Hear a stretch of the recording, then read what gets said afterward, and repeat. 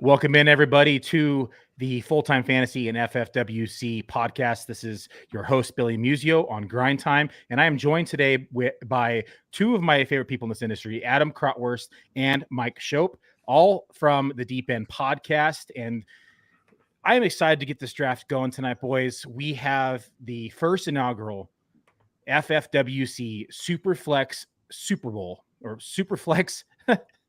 I butchered that one. Super. I'm cracking up here. The SuperFlex Bowl. First kickoff here, $50 to enter. We're going to get this intro started. We're going to come back and we're going to get this draft started. Stay tuned.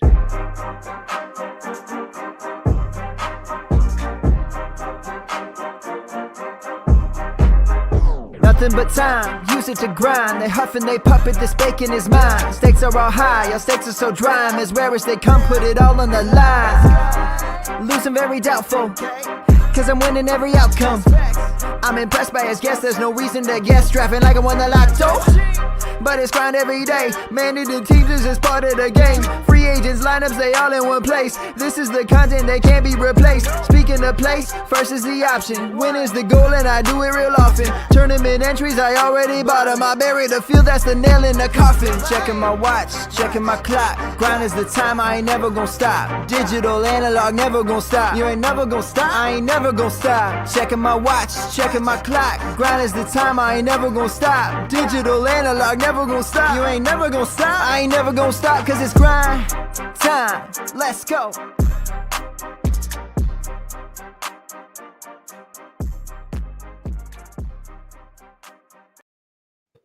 Man, that intro gets me fired up. But the real reason I play it so I can pour myself a glass of wine in the background and give myself a chance to fill my cup before we get started. No, I'm just kidding. Welcome in, everybody. I ran through a wall, but I had enough time to clean myself up. That's right. I want to just introduce you guys formally here. Adam is a high-stakes fantasy football degenerate. He's also the co-host of the Deep End podcast with Mike over here, and Adam is also a contributor for Draft Sharks. Mike is 20 years and going at WGR Buffalo. Like I said, co-host of the Deep End podcast and contributor to Audacity Sports. Also a high-stakes player. Love having you guys on. I think it was it Dave Hubbard who said you also need to get Mike on because whenever these two talk, it just sounds like they're sitting around a bonfire with a beer having fun. Yeah, Mike and I need to do a show. He's done one from Hawaii. Now we need to do one around a campfire for sure. Yeah, July 22nd. Yes. On the deck. Ooh, fantastic. That's one of my favorite compliments. Yeah. To have somebody tell you that they feel like they're just your buddy is a great compliment. So thank you to Dave. Yeah, it's always nice to hear people say, because then you don't want to sound too stiff. You don't want to also sound like you're just, trying to repeat things or read things, right? There's a fine balance between trying to cover all your talking points, do everything that you need to do from a content basis, and then also just, have fun with your buddy.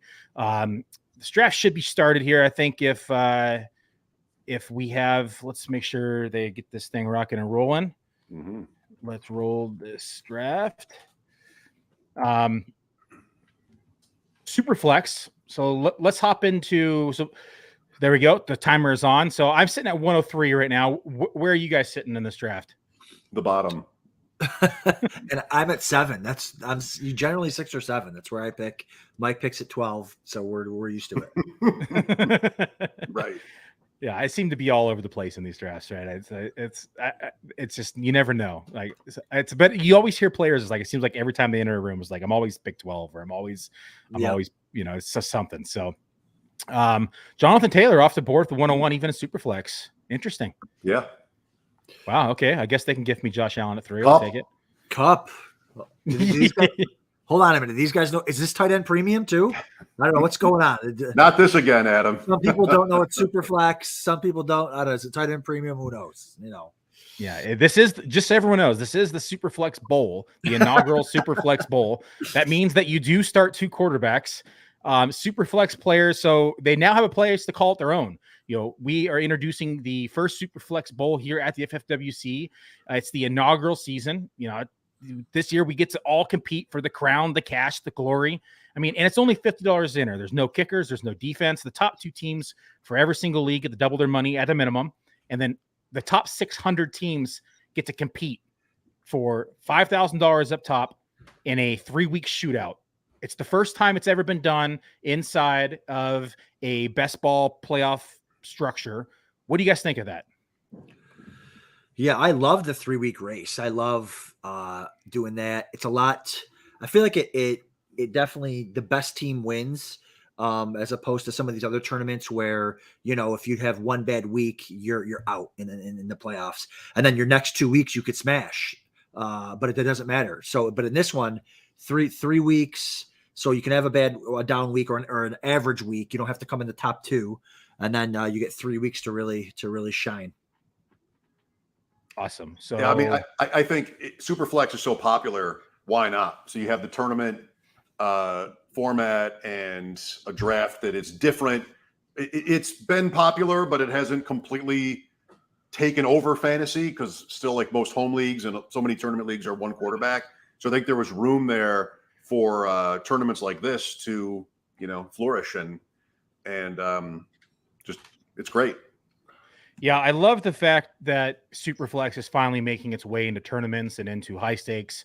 You look at a lot of other sites that have released tournaments, and in whether it be SuperFlex or not. But one thing I really like about this tournament is the odds of winning, right? Only 600 teams. It has the best odds of winning in any other contest out there because of the reduced amount of entries.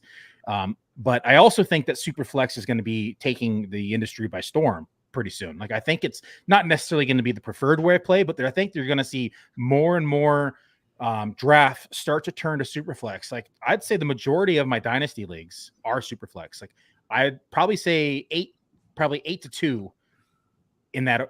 Around 80% is going to be SuperFlex versus, conventional one quarterback league. So I don't know about you guys. Are you guys in dynasty SuperFlex leagues or?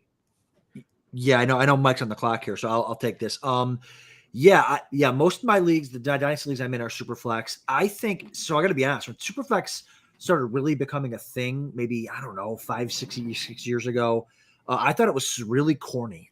I just thought that, like, hey, if we're doing fantasy football, we want our rosters to be as close to like an NFL starting roster that you would have, like one quarterback, a running back, or 2. We're the Saints, dude.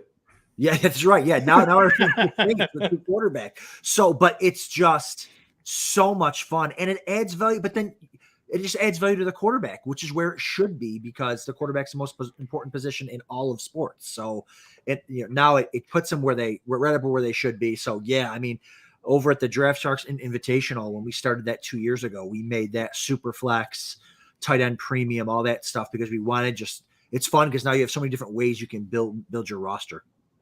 Yeah, it really is. And that's the key, right? Like, there's always a wrong way to build a roster, but it just opens up the creativity, right? You can go so many different routes. Like, we joked around and say, do these 2 know it's SuperFlex? But, maybe they're going to start off the 3 wide receivers off the top, just because it is still a 3 wide receiver start league, right? And one guy maybe wants to go John Taylor. Like, the creativity is there, and you can get as creative as you want. But I feel as somebody who plays quite a bit of SuperFlex, if you don't get at least a tier 1 quarterback or a couple tier 2 quarterbacks, like, you always seem to be playing catch up in these things, and you never feel super confident in your roster on a week-to-week basis or the points that you might be putting out. And so, like, I was so happy to see Josh Allen fall to me here, but like, let's talk about strategies, and without giving away your strategy for this draft, because I'll steal it from you as you're talking about it. But we're let's discuss just overall strategy. Are you a firm believer in quarterbacks early? Are you a firm believer in saying, hey, I can find value later in SuperFlex? Kind of walk me through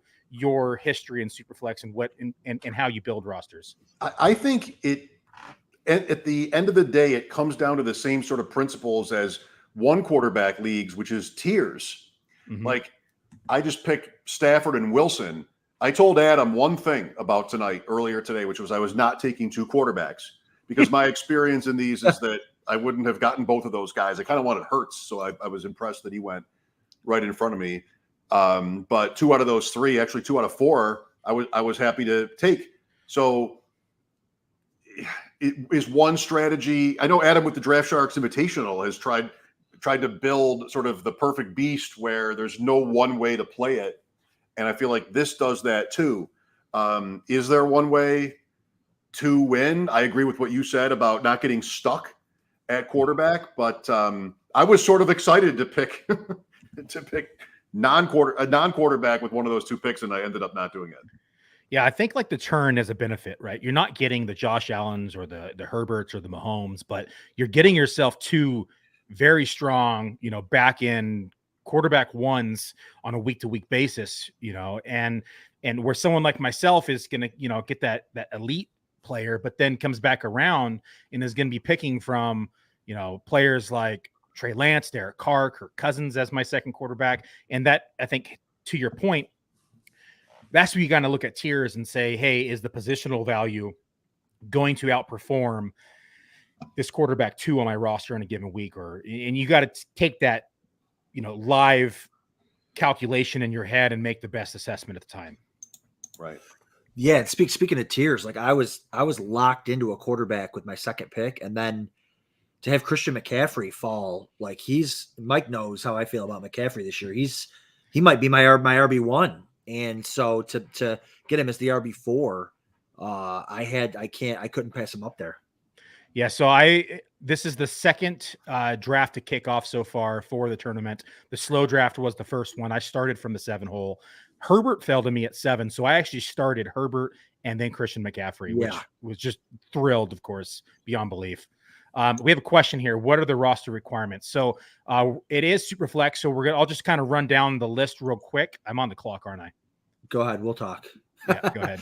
But it's fun to do. I saw you sent me that start that you had, and I'm hoping to be able to get a player similar to who you got in the third round. I mean, you might take him here, but sometimes in these SuperFlex, you just gotta either go quarterback start and you're safe and it's comfy, or you push the envelope on it and wait, a round or two, and hopefully somebody falls to you. All right, I decided to go with Aaron Rodgers. I don't know a lot of them, but I think he's a much better real-life quarterback than a fantasy quarterback, but it's hard to pass on the 2-time MVP as my quarterback too. I get it. Yeah, for sure. So we had the question here, what are the roster requirements? So we're starting, of course, there's the quarterback spot. There's 2 running back spots. There are 3 wide receiver positions. There's a tight end position, 1 flex spot that can either be a running back, wide receiver, or tight end, and then 1 flex spot that can be running back, wide receiver, tight end, or quarterback. So Scott wants to see the cheat sheet. I think that's a good one to pull up. So this is the cheat sheet over here on the right-hand side of your screen. You can click cheat sheet, and you can see just kind of the positional players that have gone. So in the first 2 rounds, we have seen, 16 quarterbacks go off the board, and we have seen 5 running backs go off the board and only 3 wide receivers. So 17 quarterbacks off the board now through, is that the end? 25. Is that the end? Through 25 picks. Yep. There's another one. There's 2. I gotta tell you, I absolutely love that cheat sheet. I was looking at the last draft that we did together. Yeah. And, I think that's a really cool feature, and I should probably know this, but can you put your own rankings in there? You can. Okay. Yes. Yeah, so you could import your own rankings, and then the rankings will actually sort. I'm on the clock again. Adam's trying. Yeah, go ahead. He always does. Billy, tell me more about this. Where'd you grow up? So you can import your rankings, and then it'll actually, like where the free agent pool is, it'll actually sort through your rankings there as well. So there's that button here, My Ranks, right? So you can actually click My Ranks, and then once you get everything loaded in, and then you can get your cheat sheet, and it'll go off your rankings here too. So you can kind of see if anyone's been passed or you missed somebody, or it's just another way to double check. But I love the cheat sheet as well. It's a quick glance overview. You can see someone you missed, or you can search for somebody quickly. Really love this feature as well. And then the other feature a lot of people don't know about is this little screen up here, right? It looks like a computer monitor right above the ranks. If you click that, all the stats, last year's stats pop up for the players. So you can have a quick overview glance of the statistics that they had for last year's season, which is a cool feature as well. Nice. Yeah, lots of neat features on in the draft room. Travis Kelce finally in the middle of the third. Yep, non-tight end premium though. Yep. So if you miss out on a top tier guy, at what point will you continue to chase up the board? I mean, I think we've answered that partly with the draft board, but will you chase it so you don't get completely obliterated at the position? Or are you going to just say, hey, I'm going to find value later and I'm going to just kind of take some positional players here like Christian McCaffrey or somebody else? You want to not do that, right? I mean, there are drafts where you're doing that and you don't like it. I mean, you never, that word sort of connotes you're in trouble or failure. So you have to settle for, I think, in my opinion, you have to settle for where the value is, because they're always going to be, if one position is beaten down like that, something else is being lifted up, and you have to try to make that work. And, a lot of these drafts and meeting so many good players through shows like yours, Billy, you really come to appreciate how important the middle and the bottom of the draft is, because you're not always going to get the layout you want. So as long as you have the prep in and you can do the right kind of moves and catch up, if you will, in the middle to the bottom of the draft, the bottom half of the draft, then I think you can make it. You have to get lucky that way, but you have to get lucky anyway. I mean, whoever you're drafting, even in the first round, McCaffrey the last 2 years. So I don't think you want to be intimidated by that and sort of take what it gives you, right? I know it's a cliche, but that's how I'd want to do it. Adam just said, F all that, Mike. I'm passing. I'm not chasing. I'm taking Stephon Diggs here. That's right. Yeah, he does whatever I say not to do.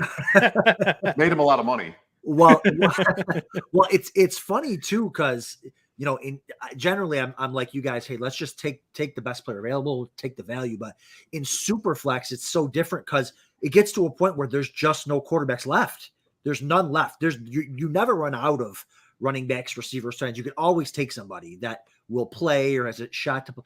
Quarterbacks, man, once they're gone, they're gone. I probably shouldn't be saying that before this ramp turn comes here and they take the next 12 of them. But I think so it's hard in Superflex to not chase that, man, I got to get another quarterback. But, for me to be able to, take Christian McCaffrey and then get Diggs there. I really like Diggs as the, what was that, wide receiver 6 or so.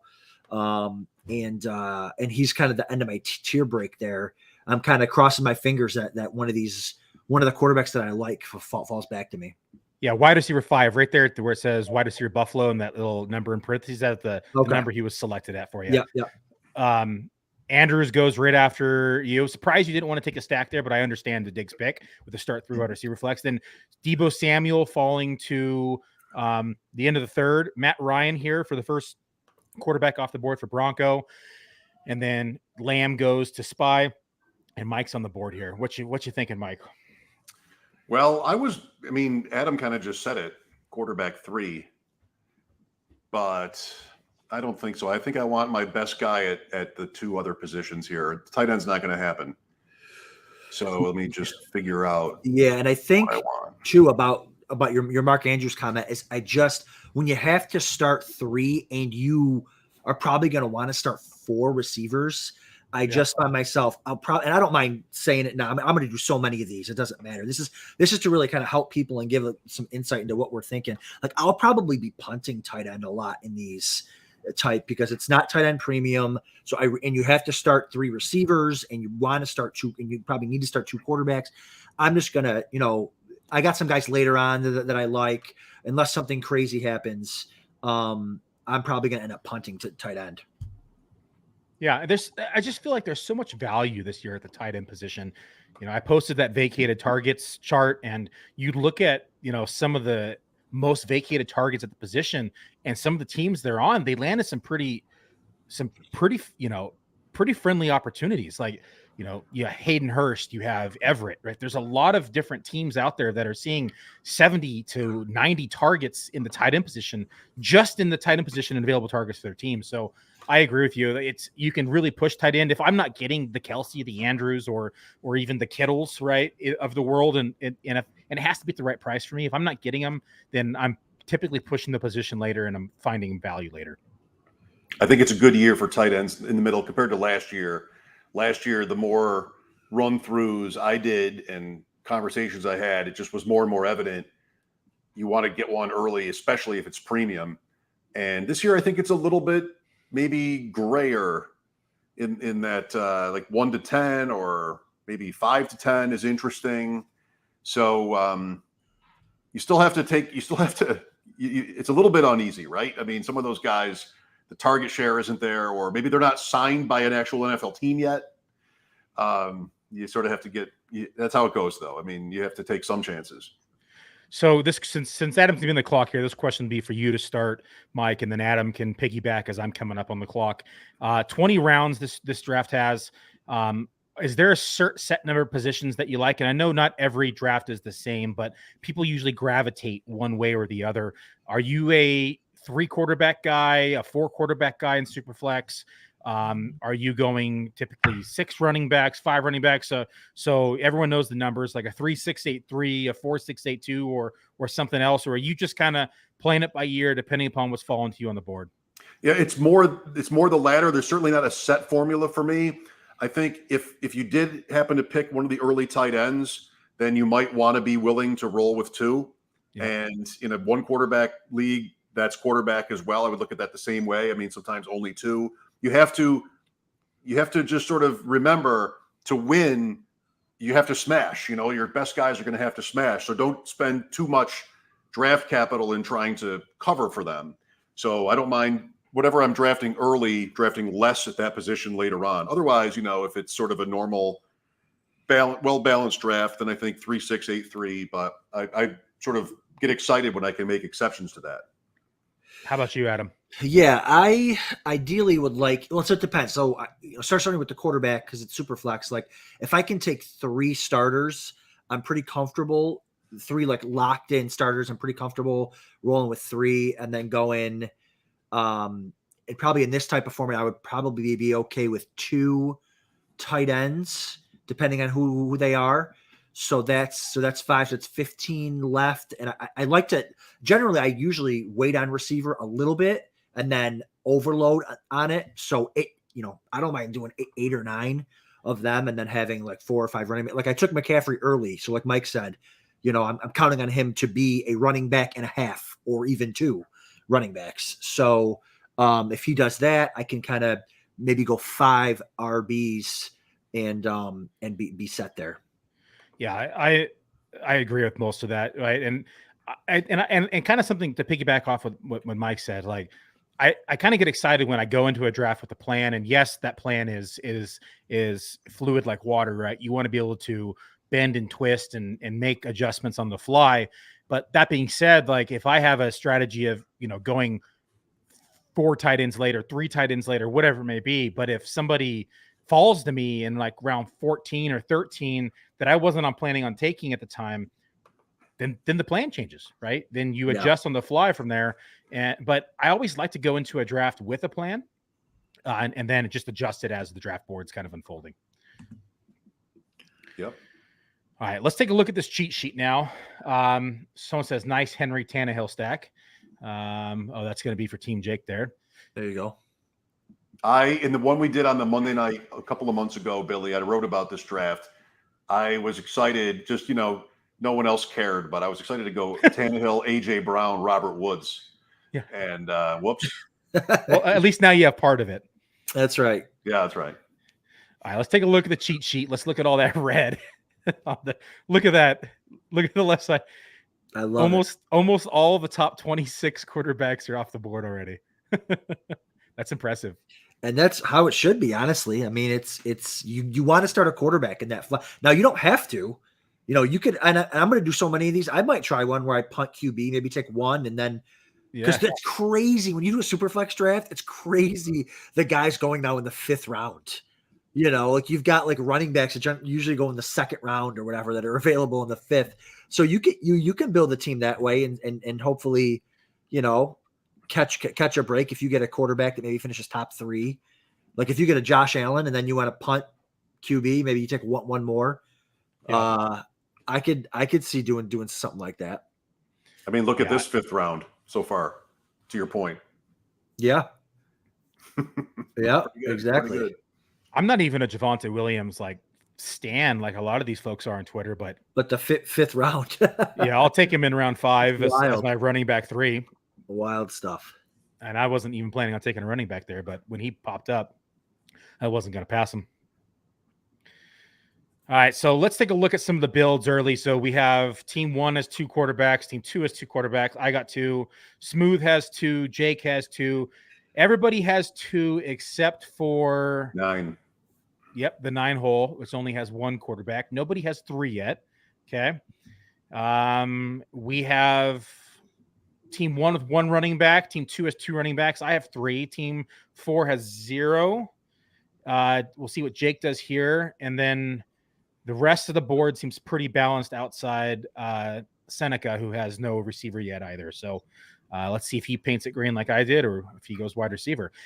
Aaron Jones. Let's talk about Aaron Jones. So they lose Devontae Adams. The team has 200 plus vacated targets on the team. How much involvement do you think Aaron Jones is going to have in the passing game? Because statistically speaking, on games where Devontae Adams was either injured or out, Aaron Jones put up quite the number, quite the numbers of receptions and targets inside the passing game. You think he's utilized in that fashion where AJ Dillon takes on more of the 1-2 punch role? What are you looking at this backfield and how are you unfolding it? Adam is up next, so I'll say I think it looks great. And I feel like Jones has been a good touchdown guy, obviously, but with Adams was almost like a goal line back with how Rodgers would go to him inside the 5 even, just, so good. And maybe Jones, who has had great touchdown seasons, fits into that even a little bit more. So I would be bullish on him. I think that's good value, 5.5, to say the least, in this draft. Yeah, you said statistically speaking, Billy. That's all we really care about, right? Is the statistics for fantasy football. Yeah, I think he's going to be good. Yeah, I think he's going to get a lot of the passing volume. And people have, like you said, and people have put it all over social media. And it's also in, DraftSharks.com reflects it too. And it's like he's just one of the, if not the best offensive player there outside of Aaron Rodgers. So they have to get him the ball. So it's hard because we're in this world where we're analysts and we're trying to help people, but it's like, man, if I wasn't, I would never tell anybody to draft him and I would keep him all to myself and I would take him in the 3rd round of every single draft, but he doesn't belong in the 3rd round. Probably belongs middle of 2nd, honestly. Yes. Yeah. So, and he might creep up there, it's still May, but I think he's a guy, him, Saquon, there's a couple other guys that I'm targeting in the 3rd round every single time. Yeah, Saquon's for me. I just don't see a way that he fails outside of injury again this year. Right. Like new system, new coach.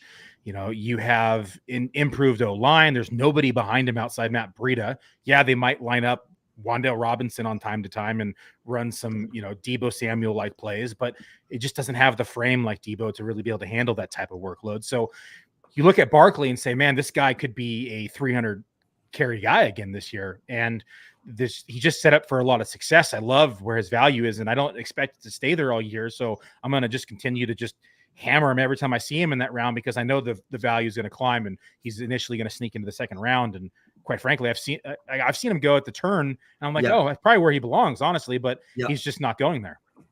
And he'll never go where his ceiling is. He'll never go 103, 104, never. And that's where, he's a guy, I'll go receiver early in drafts, but with this whole Saquon and Aaron Jones thing, Saquon more, I'm targeting receivers in the 1st round, knowing that I've got that top 3 running back upside waiting for me in the 3rd round when I want to take Saquon. But he's a guy where, people like us are I've seen him go with the 1-2 turn. So you can't really count on that a lot either. Cause some guys know that he's going outside of injury. He can't lose outside injury. Correct. So this is actually a debate and I posted this on Twitter. It had like 300 votes on it. Barclay or Fournette, which way are you going? Yeah. Barclay for the top, for the upside for sure. Yeah. So, and I had 2 answers to this, right? Barclay for upside, Fournette for my rankings, because Fournette is probably more consistent and will, going to lead that backfield in touchdowns and touches and probably gets a lot of involvement in the passing game as well. But in terms of upside, like Barclay is one of the few players that's being drafted in round 3 that has the potential and the upside to finish as the 101, right? To be the number 1 player in fantasy football again. We've seen that upside. He's flashed that upside. And now that he's inside of a new system that's I expect to be competent, right? No more Wills or so just no more Garrett, and just it's finally going to probably happen. So Yeah. I'm excited to see what happens for Barclay, and I'm excited to see his upside hopefully cash out. Me too. I mean, I think the thing I keep hearing, sort of the negative, is can he still be explosive? Can he be the player that got him drafted where he was? And we really don't know the answer to that question. I mean, there were times last year, it just wasn't very often, where he did look really good. So I mean, the coach, when he was in Buffalo, did amazing things. That was out of nowhere, that suddenly there was this super smart, efficient, pass-first offense, and everybody was open and just like it was perfect. And now he gets to try that again with the Giants. They did try to move Barkley, but look at their depth chart. I mean, they did it. And yeah, I mean, I feel like they are. I think they're expected to lean on him, and it's nothing against Fournette, but Barclay for me is an upside play, and in these tournaments, and really any league, you got to be shooting for that. So one of my questions, and this kind of, I guess we were talking about it already, but the draft's come and gone. Who are some of the veterans that you think have gained the most value in redraft after the NFL draft? I mean, Barkley's an obvious answer here, but who else outside of Barkley is on that list for you guys? Veterans, they're sometimes younger, but like Michael Pittman seems right. And Rashad Bateman, I mean, this is only his second year, but he definitely seems right.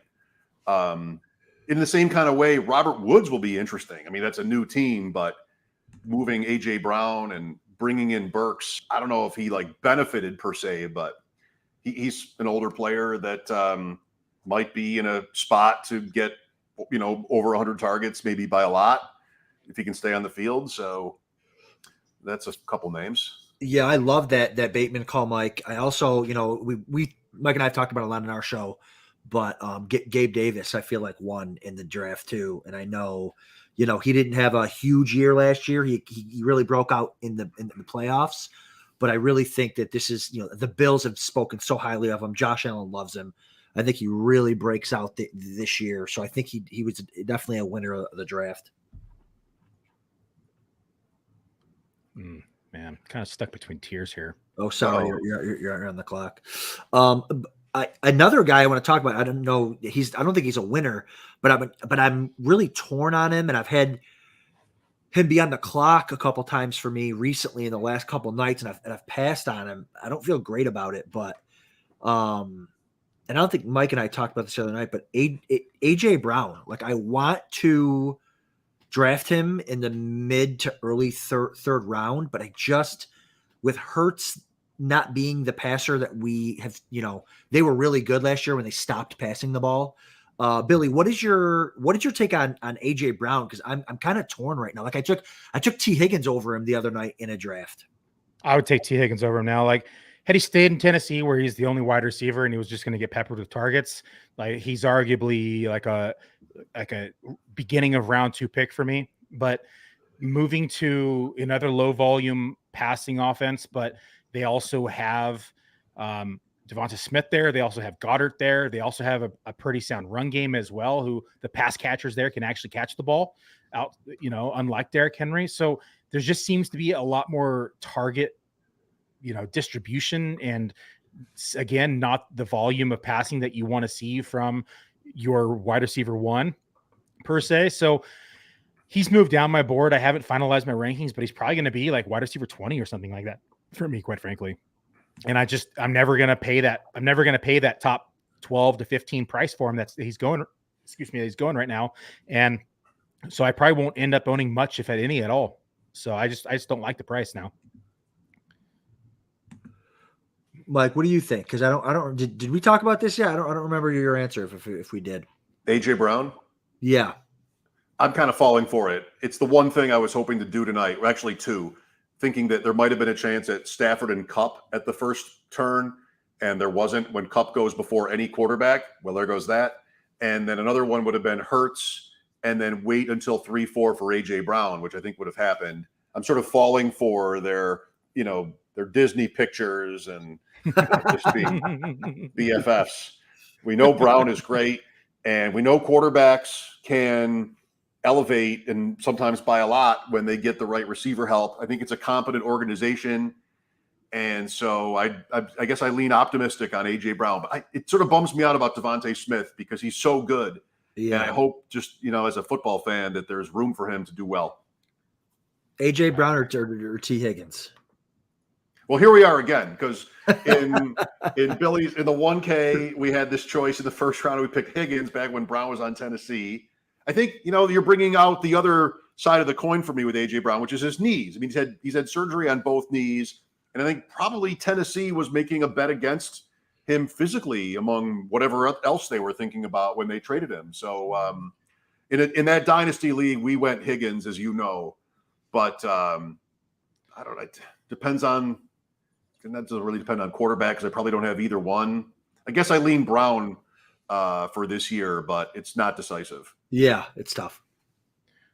Man, I was actually planning on taking Wentz there or Mills, whoever made it back, and – Peach ends up taking back-to-back quarterbacks for his fourth quarterback off the board. Threw a monkey wrench in my plans there. You still got your boy though, Mooney. You still got him. I did get my boy. Man, that's a player. So talk about veterans winning. Right? Yeah, he won. He was a huge winner in my opinion. Had 140 plus targets last year. Probably going to be 150 plus this year, if not more. Like there's just no competition for targets. They lose Jimmy Graham. They lose Allen Robinson.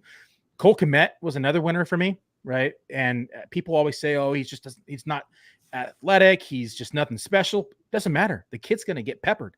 Like my initial projections have him at like 119 targets just because there's nobody else there. And they're going to have to throw the ball because this is not a good team. So I really, really like both those players and the amount of volume that they should see in the passing game. And Mooney, for me, was just massive winner and has shown that rapport with Fields. So one of my, go-tos in drafts right now, I'm probably going to own too much, honestly, but it's just, I just can't pass on him right now with where his value's at. I want to say, I think that's all, logical and easily possible. I think the saddest thing about the NFL offseason is what happened to the Bears and Justin Fields.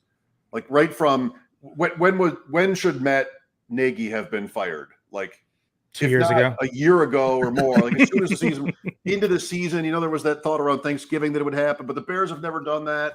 Just like such a waste of time. And they get to this offseason, and maybe Matt Eberflus will be this amazing quarterback whisperer or something, but that's a bad sign too. And they did literally nothing to him. How do you trade up and do that and then ignore it? So yeah, they draft third round. Jones is the only receiver they took. Then they sign 7 UDFA wide receivers, and they sign 2 undrafted free agent tight ends. So 9 weapons undrafted added to the field here. Plus your wide receiver 2, arguably Pringle, is in legal trouble as well for his driving incident. So we don't know what's going to happen with that. It looks like it's going to be pushed back. He'll probably definitely play in this year, probably avoid suspension in 2022. But I mean, there seems to be just no support given to him unless the plan is to go for, there's still a lot of veteran free agents out there on that are available. You look at somebody like Will Fuller that could help this team. There's still Julio Jones, who probably doesn't want to go to the Bears, but there's a lot of names out there. Jarvis Landry makes a lot of sense, right? There's a lot of players out there that make sense for this club that you have to think this direction they're going to go. But they haven't done a thing yet. And if they do, that would be, smart for them to do that. It's just, what are they waiting for? The Bears, they look like, to me, they look like they're abandoning Fields and they want to draft one next year. They've made so many bad choices, it seems, Chicago. And the point was about Mooney or anybody else, I guess, Fields too. I'm just worried. So Michael Thomas falls all the way at the end of the 7th off news of his ankle still not being 100%. And they're unsure of his timeline right now for the 2022 season. He hasn't played football in a year and a half. I'm not going to lie. I drafted quite a bit of Thomas in early drafts, and now I'm a little afraid because a year and a half removed from not playing football and his ankle still isn't right. Is this 100% an ankle? Is this also heart, do you think? Is it his head? Like, what do you think this is with Michael Thomas, and what do you think's going on? It's weird. I wanted to reach through the screen and knock everything off Mike's bar in the background. Robinson? Both of them. Both of them. Unbelievable. I go running back because I'm like, these guys behind me need running backs, and it's been nothing but receivers since I took a running back. Oh, there goes AJ Dillon. Thanks, Bronco. Adam, I'm sorry. There was a question put to you about Michael Thomas. I don't care. Michael Thomas. No, I don't know. I'm scared too. I just took him in maybe I was live with Mike, so whatever that might have been for football guys. I took a little Saint stack with Michael Thomas, and now I'm nervous. Like, I hate to say, and I never want to try to pretend to be in somebody's head or their heart. But I feel like sometimes I get a feeling about maybe this guy loves football. Maybe this guy doesn't love football. And I feel like Michael Thomas doesn't love football, because if he did, he could play. I mean, it's been a year and a half for an ankle. Like, I don't know. I feel like if he really wanted to play, he would be playing. And now I'm nervous. But hey, if he if he can force himself out of there, great, because there's probably a better situation for him out there.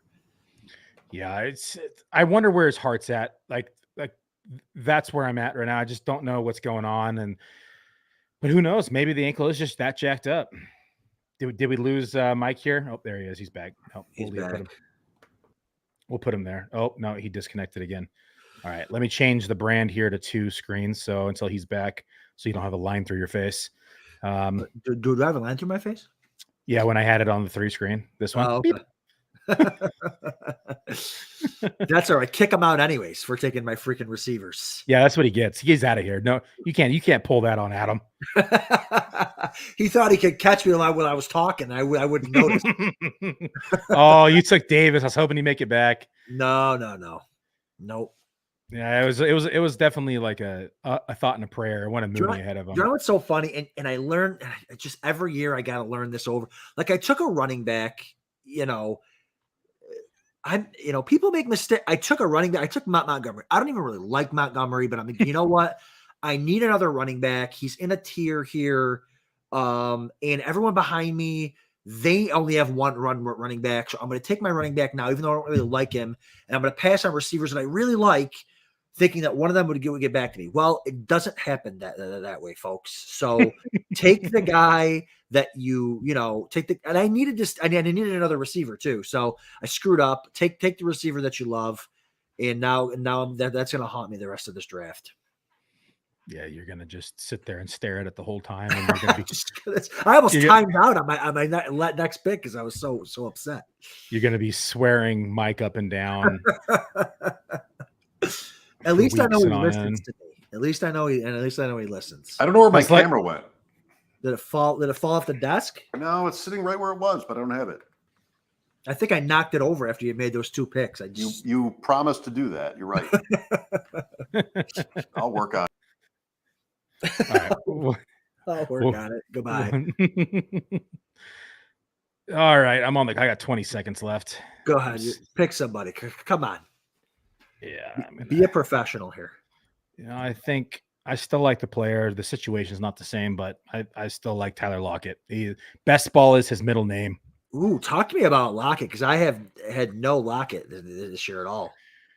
I look at it, and like, even when they had Geno Smith there last year, he was still putting up numbers. And I think this team is by all means not going to be competing, but I think they're going to surprise people. Like, they still have playmakers. They still have there he is. He's back. Yeah. They still have DK Metcalf. I'm pretty high on Penny. They improved the O line here. So for best ball, I like Tyler Lockett. If I'm in redraft and I have to hit the start button every week, it's a little different, right? I'm probably pushing him down the board a little bit more, but in terms of his output, and especially in best ball leagues, it's kind of what he's built for, right? Is best ball. What did I miss?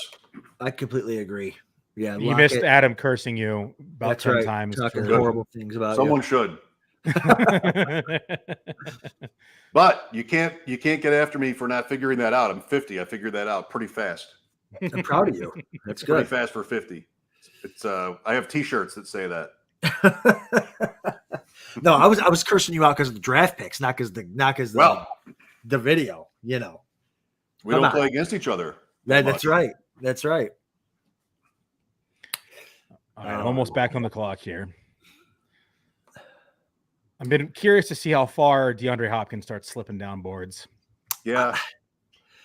So is this a thing? I always struggle with this. So I saw Mojo posted something about some ADP on Fantasy Mojo, Darren Armani, some ADP on Hopkins. Is it when a player is going to miss 6 games, that's better for your best ball team, right? Where you don't have to worry about it, or is it you don't want to take up a bench spot that you can't maneuver? I'm not sure.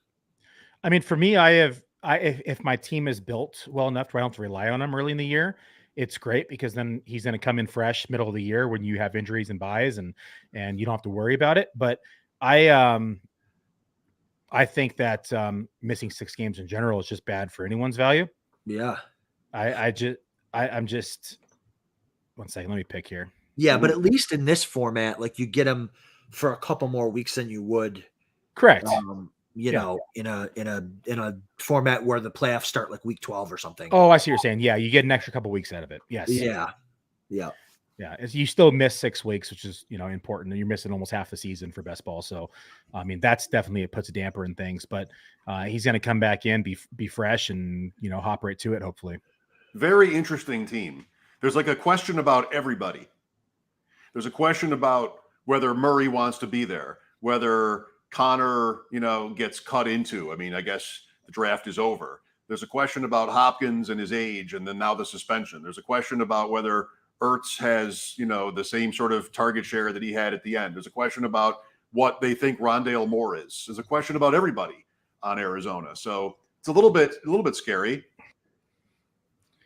It is scary. Yeah. There's a lot of unknowns, and I do think though that Murray getting Marquise Brown there and them reuniting from college, I think is going to be a good thing for not only the chemistry, but also to kind of talk Kyler Murray into just getting back on the field. Right. I think that banter between the two of them, or the friendship, is going to definitely go a long way. I skipped over him. There's a question about whether they're going to ask him to run block, because he didn't want to be in that sort of role in Baltimore, apparently. And, Arizona seems like they might have to sort of scramble a little bit formation-wise to get him out of that. And it's still a tell anyway if they oblige him. I don't know. That's a playoff team. They definitely have some talent. So for those who are just now joining us, this is the inaugural SuperFlex tournament here for the FFWC. The format is best ball. It's a $50 entry. There's no kicker. There's no defense. The top 2 teams from each league will double their monies and have a shot to becoming the first SuperFlex Bowl champion. There's only 600 teams in this tournament, so the field is very small. The beauty about that is that you have 8 times the odds of winning the grand prize versus other national contests. Visit playffwc.com and make sure to register for the SuperFlex Bowl. Another little side note, did you guys see what we added in there for the max entry? So max entries in this tournament is 18 teams. Did you see the little side note for the people who purchase 18 teams? No, but I did, but I don't know what it is, but it's good. Yeah, I did, but it doesn't matter because I'm crashing it anyways. but it doesn't mean I won't max enter. Vegas. Yeah. You get it. You get a VIP entrance into the suite during Vegas. Love it. Nice. So do we have the location yet? Do we know what MGM? Casino we're at? I do not know that yet. Okay. No. If Scott's in here, maybe Scott can chime in, but I am not privileged to that information. That is above my pay grade. Good. Let's review the board. So we have one team. So team 1 has two quarterbacks. Team 2 has 4 quarterbacks. I still have 2. Smooth has 2. Jake has 3. Seneca has 2. Adam has 3. We have Trevor has 3. Is that Idiot has 2, 1.5. Bronco has 3, 2.5. Spy has 3, and Mike has 2. How you boys feeling about the draft so far? I'll go because Mike's on the clock. Make Mike answer it. Yeah, that's right. Fine. I'm in love. He's in love. I am okay, except for the Montgomery debacle that I talked about earlier. I should have taken a receiver that I liked. There's a couple of receivers that I liked more than Montgomery, but I got cute because I thought everyone behind me who needed a running back would take one. So I took the running back, and never do that, guys. Never. Always go with your gut. Go with your instincts. Take the receiver that you want there. The 2 guys I wanted, Mike took. Those are great picks. If I could go back, I would take one of those guys. I could even waited and get like Chase Edmonds now or something. But that's my only regret. Mike's picking his second player now. He just locked in Kenneth Walker, who, in my opinion, was one of the best pure runners in this class. But I'm not crazy about his landing spot. What do you think of his landing spot, Adam? Well, I'll let Mike answer that because Mike's the big Kenny Walker guy. Well, dynasty wise, I love it. I mean, I've sort of talked myself into Michael Carter is relevant, and maybe just that will never be how they act, but it's the Jets, and I think Carter he deserves to be considered good. So that sort of cuts into Hall.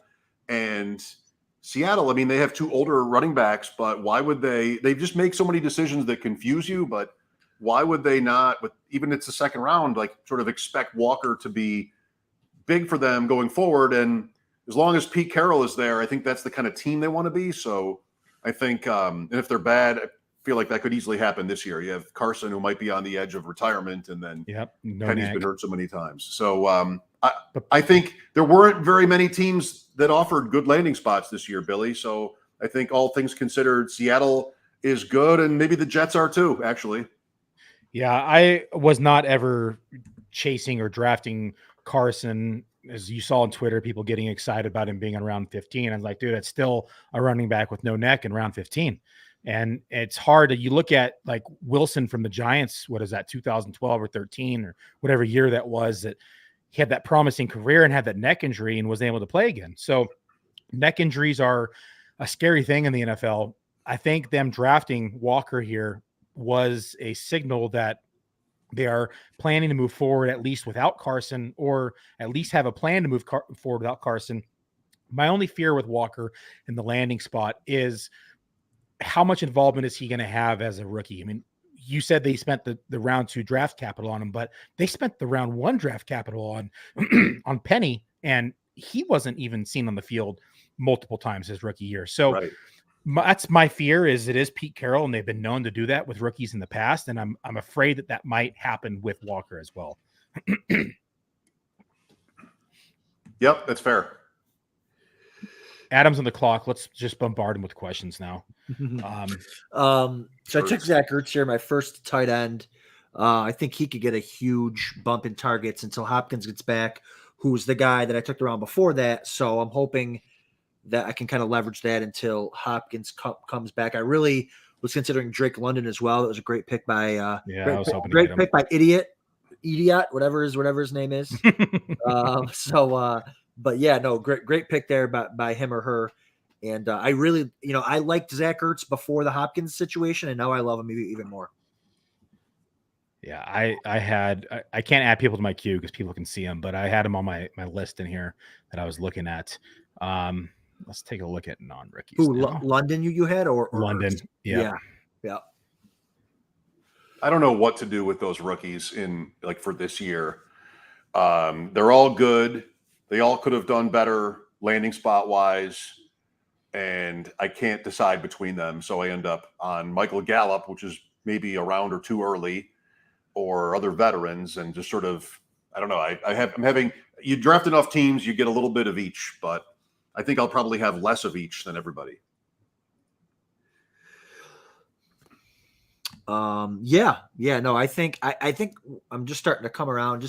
I think it takes a while too to get, unless you have those, those super studs like Jamar Chase, where people were, he's drafted and immediately. I remember doing the draft. We did a draft weekend last year, and I remember taking Chase in like the 4th or 5th round, and it was like fine, because I don't think there's those, those really blue chip guys that came out with the right landing spots. So I think it's going to take people time to adjust and really kind of dig into like, okay, can this guy be good? Oh, wait, Drake London, maybe he's the best receiver not named Kyle Pitts on the team, so we'll see. And it's a cheap stat. Like if you want to go, I mean, I don't want to, ruin anybody's hopes here, but like you can get Drake London and all the receivers that you want on that team for nothing. And it's best ball, so, you go get Zacchaeus in the 17th or wherever he's going and, and get the whole receiving core for next to nothing. Yeah. The thing about Atlanta and where London fell is, 238 vacated targets with Ridley on suspension now, and Gage going over to Tampa Bay. Yeah. You're talking about 43% of the team's target share. That's a lot of targets, right? And the fact that they have Pitts there, to me, benefits him because it's able to take pressure off the top or underneath, I should say, to give him less pressure up top. So they're not going to be able to send him as much double teams in his rookie year. Don't get me wrong. He'll probably see him because he's competing against players like Olamide Zacchaeus and Auden Tate and Damiere Byrd. And I don't even know who else they have on that roster. It's pretty much all garbage. Yeah. Najee Sharp maybe, but that's it. Yeah. So it's just this, slew of crap, honestly. And so to be able to have Pitts there, at least it gives him somebody else to relieve some of that pressure. So I love Drake London in his landing spot, and I have really high hopes for him heading into 2022. Who was that quarterback? Kraut was never going to get London there. He was in the queue. That's what Trevor said. That should have been me. Right? Like that. I was down to the last second there, and I was deciding between a few receivers, and I ended up sort of, which guy do I have the least? So yeah, I think Trevor has to go change his shorts after getting him there in the 10th round. That should have been me. I was having a good night. That should have been I was having a good night, I thought.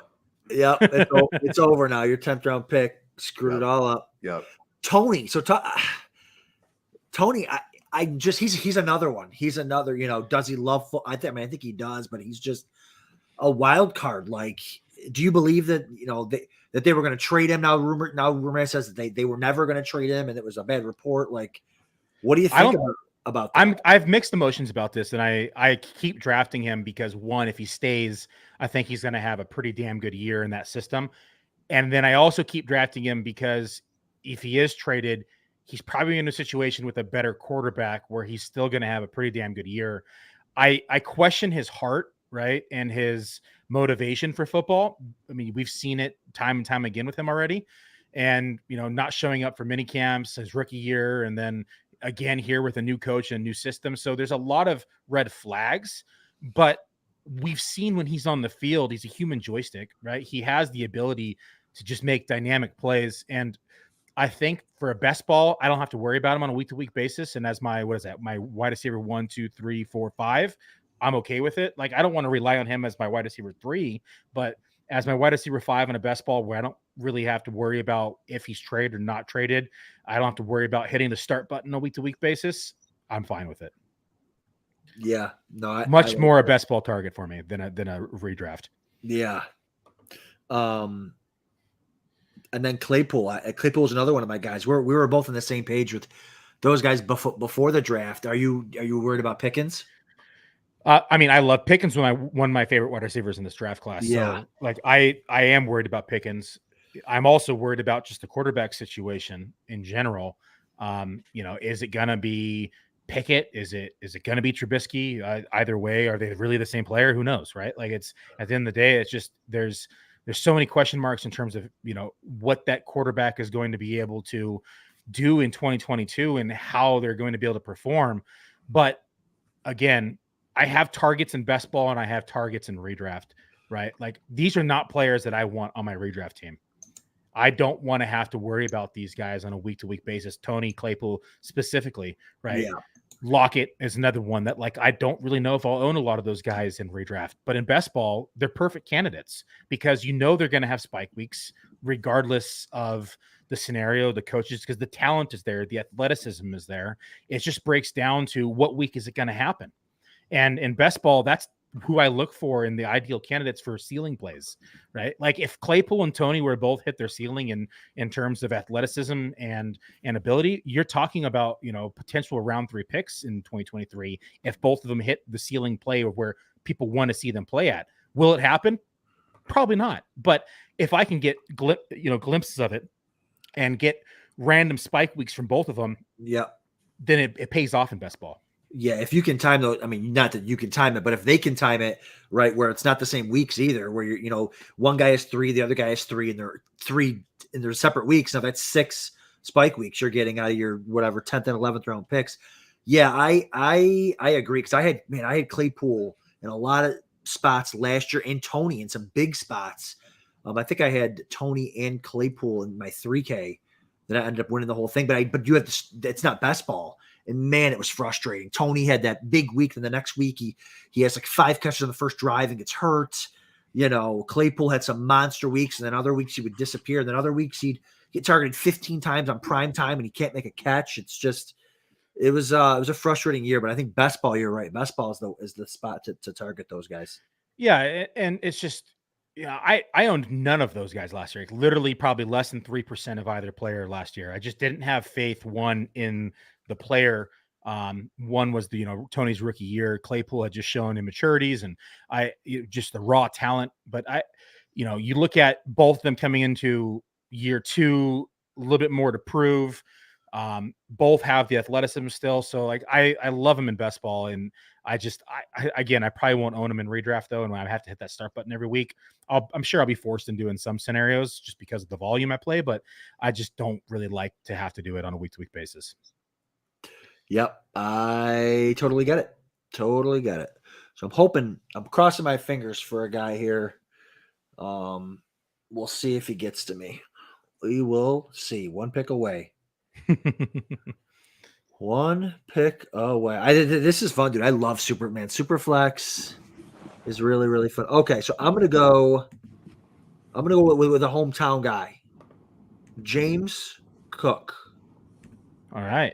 Now, tell me. So I'm curious your feelings here because I can consider him more of a change of pace back, right? But I want to see why you like him so much and why you selected him here. Tell me. I like him here because I think do I have 2 running backs before James Cook? I have 2. Yeah, I only had 2. So I needed someone who I thought could get me some points every week. Like I think he's going to be like their third at least their third down back. So at least he's going to get me like those 3 or 4 or 5 catches a week where he's going to get me a floor. And then if Singletary, there's a chance he just wins the job from Singletary because Singletary isn't that good. And so if he can win the job, or if Singletary goes down, he could have he could be, it's not a Tony Pollard situation because I think Pollard's better. And they run the ball better, but it's a situation where, man, he could, like if Singletary were to go down, week 1 or something, week 2, his ADP would have spiked 6, 7 rounds. So I think that's a guy that I like. It's got a nice little floor and can also smash if everything breaks right. I'd like to stick up for Singletary. Oh. Because I always have to around Adam because he's always banging on him. What Singletary is very good at, and the numbers show it, is after contact. And the reason I think why you could justify the Cook pick is Allen is so good, and their passing game is so much about what they do. I mean, pass to run ratio, everything. If that keeps up, you could prefer to have a back who isn't so much like after contact guy as he is get through the hole guy and, bigger plays. And I think that explains their interest in Breece Hall. It might even explain their interest in ETN last year. Travis Etienne said he thought he was going to the Bills in the first round last year. So I think they might want to Breida, right? Last year, I think there could be a style thing. And Cook catches the ball, and Singletary has never really been that, but their offense really has never required that. One reason why they're good is they throw the ball down the field. So Singletary isn't bad, I think. It's just this guy's different, and I don't know what their plans are for usage. I don't think they want to have only James Cook on the field for passing plays because they don't want to give that away. You want to get him to a point where he's reliable in all situations.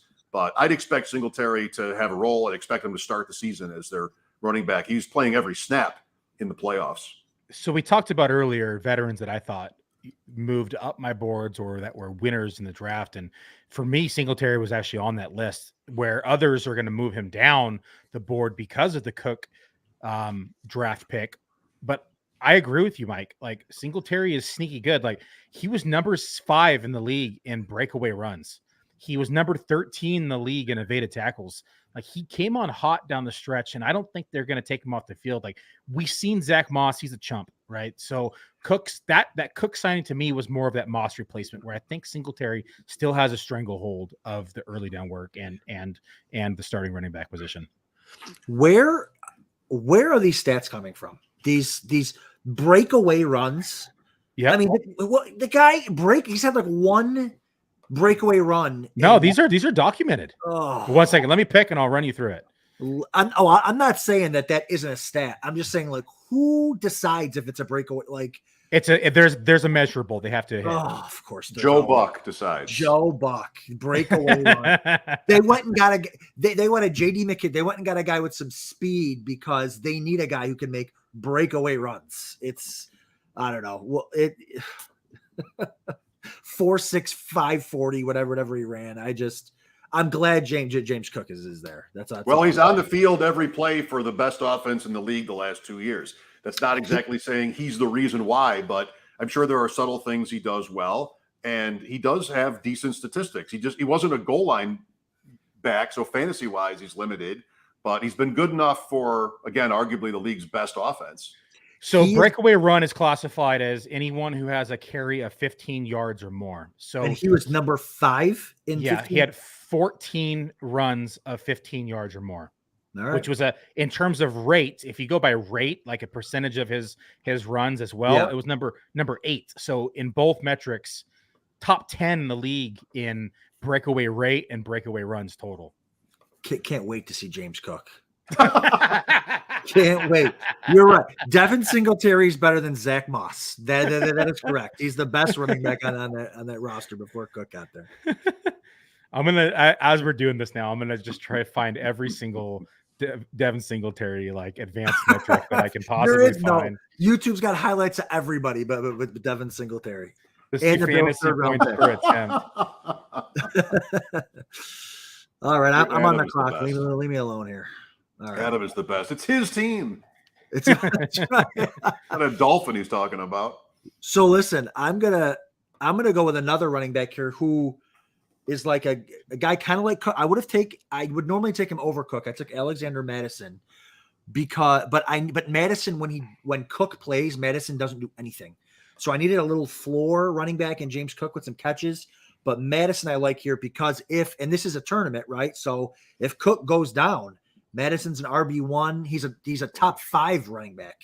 Like he's proven when Cook goes down. So I really like getting Madison there as my RB4.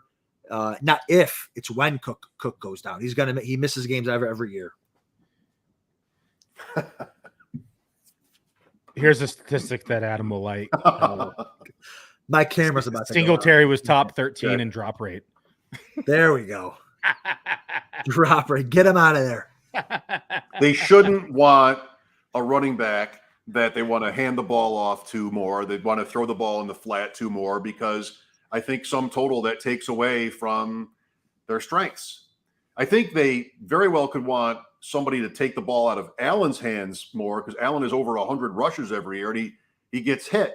But those are often plays. I mean, not all, not even necessarily half, but a lot of those plays are just no one's open and he goes. Some of those design runs, though, there were games where they were heavily invested in that. I think those are going to start to go away. Now I got a decision to make. Good. Good. Yeah, I mean, we could talk about we could good. talk about this all day. Mike, Mike does talk about this all day. So I think the one thing too is like defenses are starting to go into these shell defenses, right? You saw it against Allen last year. You saw it against Mahomes. The best passers, they get against these shell defenses, and the Bills at times struggled to run the ball against the shell, and because they're not going to allow you to pass. So you have why to Patrick Mahomes failed so much. you need a running game to be able to, like, you can't run for 5 yards a pop against a shell defense. You got to run for more. You have to punish them for dropping everybody back. And I think the whole idea behind having a guy like a James Cook or a speed back is, you want to drop everybody back. We're going to hand the ball to a running back who can take it for 25, 30, 40, 60 yards. So I think that's the whole idea behind Cook. I don't know, if Cook and Singletary both stay healthy all year, I would put my money on Singletary probably outscoring him. But I still like my chances on Cook with a little bit of a chance to take that backfield away from Singletary a little bit. And if Singletary does go down, Cook could take it and never give it up. Okay. I'll agree to disagree on that one, but I think I'm with Mike on this one. I'm a Singletary believer, and there's definitely room for both of them in this offense. And if you guys are Singletary believers, you should be ecstatic. I mean, did either of you guys draft him? I didn't even see. Not in this draft, but I own him quite a bit. He's going like the 7th, 8th round. I mean, I've seen him slip as late as 9 and 10 in some drafts too. Yeah. All right, let's talk about rookies a little bit more. Which rookie's being slept on the most? Hold on, I am on the clock. Give me 1 second. No, you have to answer right now. Right this second. Oh my gosh. How about you, Mike? What do you think? Which rookie's been slept on the most? I don't even know if he's even with us, to be honest with you. Okay, Always Smooth says Cook's going to get 5 to 8 touches a game. That's it. Man. Let's keep just bagging on Adam's round 12 pick here. I love it. That's right. That's why he got Madison, because he got scared after everything we said. Code 5 touches a game, and that well, listen, if he gets 5 to 8 touches and they're all catches, I'm going to be loving life. So I'll take that. But I took Beckham there. I think he's going to eventually sign. I think he does love football. I think that's a guy who does want to play. He's a dog. He's good. He was really good last year. He might end up back with the Rams, which I would hate because I love Allen Robinson this year. But yeah, I'm going to take him, and hopefully he's back and good to go. Hopefully they cleaned his knee up with that new procedure that fixed the last surgery. But he'll probably be on the pup for whatever team. But listen, if I've got Hopkins and him, if I can hold on for 6 weeks, after that I might be deadly. Okay, I am coming up. I'm going to take a look at the queue. I changed the way it was sharing so I can have queues up now. We're getting later into drafts. But did you say an undervalued rookie? Yes. Yeah, I'm all in on Sky Moore this year. I really think that, I think he's probably pretty good, and I think he's going to be in an offense that's going to work to his strengths, where he might not be like this. He is a good route runner, but he's not really an outside alpha. So I think if he can, he's kind of like a smaller receiver. They get in these scramble drills. Mahomes is great at buying time, right? And he's always running around and making plays and buying time for his receivers. I think that's where Sky Moore can really hit. And I think, I've heard I think Dwayne McFarland last week was talking about him maybe being this year's kind of rookie smash at receiver because of the offense that he's in. So he's a guy that I've been taking a lot of. I wanted him here. I think he got taken a couple picks before me, but Sky Moore is probably my undervalued rookie, and he's still going like the 9th or 10th. So he's still going fairly high. Welcome back to the show, Mike. How are you? I got a barking dog, low battery. Who knows what else? Oh boy. It's all happening. Yeah, Trevor sniped me this draft. Like, I know he's across the damn map, but taking Bell, he took London. There's a lot of players that he keeps taking here that it's been just quite frankly just putting a damper in my draft here. That's right. Good. Well, can't you kick him off the site? Don't you have that kind of power? That's right. Yeah. Get out of here, Trevor. That's it. Enough. We can't have that around here. Kyle's liking the Sky Train here. And then Wheeler has a question. Pickens or Sky Moore in Dynasty? I'll let you guys answer that because I'm coming up I'm on the clock right now. Actually. I think it has to be Moore, but I like Pickens fine. Pickens definitely has the upside, but Moore in Kansas City, without there being a wide receiver there anymore that's like set. I mean, it's not a first round pick, but neither is Pickens. I don't know. Quarterback is so important to that, and Kansas City is top 2 conservatively, and Pittsburgh is bottom 5. Yeah, I truly think that George Pickens might be the most talented receiver in this draft class. And, he smashed early on in his college career, and then he got hurt. And I think he's a little bit out there, right? He's fighting with people and stuff like that. But Sky Moore obviously has the better situation, but the Steelers are a year away from making a trade or something and getting a really good quarterback, maybe in next year's draft.